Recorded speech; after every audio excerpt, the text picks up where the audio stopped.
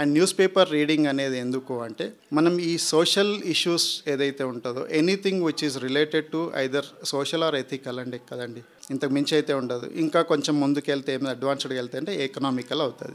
So social or ethical or economical అనే ఆస్పెక్ట్లో తీసుకున్నప్పుడు ఏమవుతుంది అంటే ప్రతి issue whether it is political ఇష్యూని తీసుకున్నప్పుడు అది సొసైటీ మీద ఎలాంటి ఇంపాక్ట్ పడుతుంది, అది దానికి ఎలాంటి ఎథికల్ వాల్యూస్ యాడ్ అవుతాయి, దానివల్ల ఎలాంటి ఎకనామికల్ డెవలప్మెంటల్ ఆస్పెక్ట్స్ ఉంటాయి అనే విషయాలు అనేది అర్థం చేసుకోవడం కోసం న్యూస్ పేపర్ చదవాల్సిన అవసరం ఉంటుంది.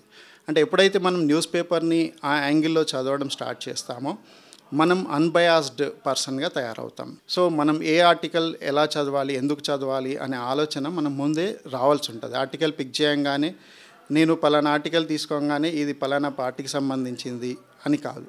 అయితే ఆ న్యూస్ ఇది సొసైటీ పైన ఎలాంటి ఇంపాక్ట్ క్రియేట్ చేస్తుంది, ఇది ఎకానమీ పైన ఎలాంటి ఇంపాక్ట్ క్రియేట్ చేస్తుంది, whether it is ethical or unethical, ఇలాంటి యాంగిల్స్లో మనం న్యూస్ని చదవాల్సిన అవసరం ఉంటుందండి.